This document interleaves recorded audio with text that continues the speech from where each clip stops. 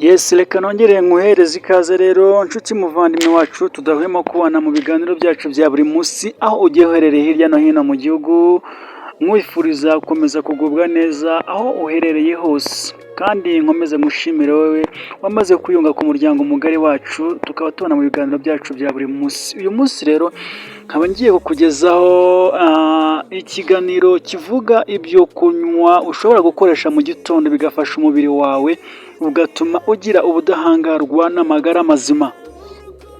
Njye rero ukugeza iki kiganiro ndacyari Madison, ni njye ukugeza ikiganiro cyerekeranye n'iby'ubuzima kikwigisha uburyo kigomba gufata neza amagara yawe akaba amagara mazima ugatunga ubuzima buzira umuze. Uyu munsi rero ikindi bukubanze kukubwira gishobora kugufasha mu kugira ngo ubashe gusukura umubiri wawe, ikintu ushobora kunywa mu gitondo gishobora gufasha umubiri wawe, ikintu cya mbere ni amazi. Amazi rero ashyushye, kwa kundi uteka amazi nakomeje kugenda mbabwira uburyo ushobora guteka amazi nimugoroba, ubundi mu gitondo akaba agishyushye ukanywa uri kuyahoza, agira umumaro ukurikira. Icya mbere, ayo mazi ashobora gukangura umubiri wawe. Niba wari usinziriye umeze nk'ucitse intege, umubiri wawe urakanguka.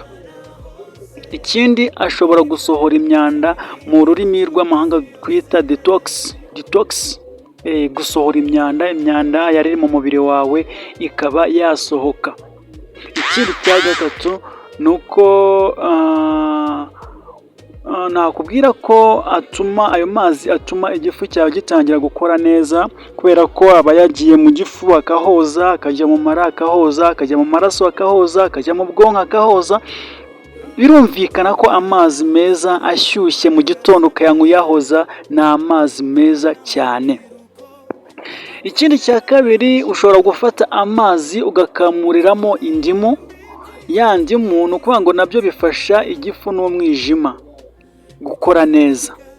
Ikindi nakubwira, aya mazi akamuriyemo indimu, iyo ukamuriye amazi mu indimu agufasha kongera vitamini mu mubiri, kuko burya indimu nicyo kintu gikize cyane kuri vitamini C. Iyo vitamini C tuyikura mu ndimu, iyo uyakamuriye mu mazi rwose biragufasha.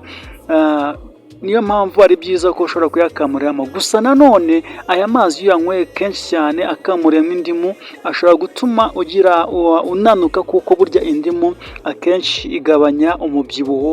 Ku bafite umubyibuho ukabije urumva ko ushobora no gukoresha indimu. Ikindi cya gatatu nakubwira, amazi ushobora kuyafata, ugafata tangawizi ukayirapa cyangwa se ukayisekura, ubundi ukajya ushyira mu mazi ukayanywa mu gitondo. Ariko nanone biba byiza iyo ashyushye, afasha igifu cyawe gukora neza. Niba wari ibyo kurya bikagenda neza mu gifu, bikarashyira vuba mu gifu, bigashyira neza mu gifu, utagugaraye, utagize umwuka mwinshi, ukumva kagiye usanga umuntu asuragura cyane, ugasanga umwuka mwinshi uraza mu gifu. Rero aya mazi yarimo tangawizi aragufasha cyane mu gifu.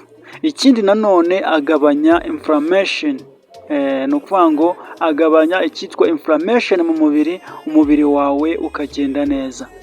Afasha umubiri kurwanya indwara. Aya mazi arimo tangawizi afasha umubiri wawe kurwanya indwara. Ntabwo upfa gufatwa n'indwara uko wiboneye, uducurane, kwa kundi urwaye umutwe wa buri kanya, oya, ibyo rwose biragufasha cyane.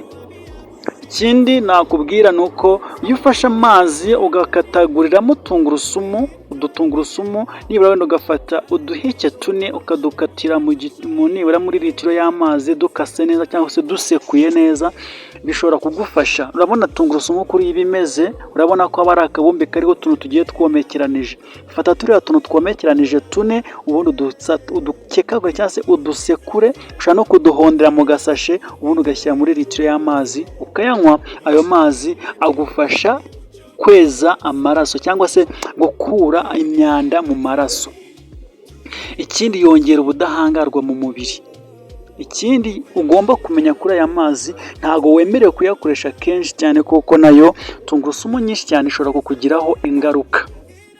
Icyitonderwa rero, izi nama rusange ni iz'ubuzima mba nkugira nkusaba kugira ngo uzikoreshe zibashe kuba zagufasha mu buzima busanzwe, ariko mu gihe ufite ikibazo gikomeye cyane uba ushobora guhamagara muganga cyangwa se ukegera muganga akagufasha kugira ngo ubashe kugenda ugira ubuzima bwiza kandi ubuzima buzira umuze, ubuzima buri bugufashe kugenda ugubwa neza kandi nta kibazo ufite. Reka nkushimire rero ko twabanye muri iki kiganiro, wowe wamaze gukora subscribe kandi nawe niba utarayikora kora subscribe kugira ngo tujye tubana mu buzima bwacu bwa buri munsi, ibiganiro dukoze bya buri munsi bibashe kukugeraho. Ikindi kandi ni ukuri ni inkunga ikomeye cyane iyo duhaye subscribe, kuko bituma tugira umuryango mugari w'abadukurikira tukabasha kugenda tubagezaho byinshi bigiye bitandukanye. Niba kandi wakunze ikiganiro kora like, kora kuri ako gakumwe kareba hejuru, ubundi ufate iki kiganiro ugisangize bagenzi bawe, ukore aho ngaho kuri share ugisangize bagenzi bawe nabo babashe kungukira kuri izi nama tuguhaye. Ndabashimiye cyane ko twabanye muri iki kiganiro, mukomeze kugira ibihe byiza kandi mukomeze kugira amagara mazima azira umuze. Njye nari Hagenimana Gilbert.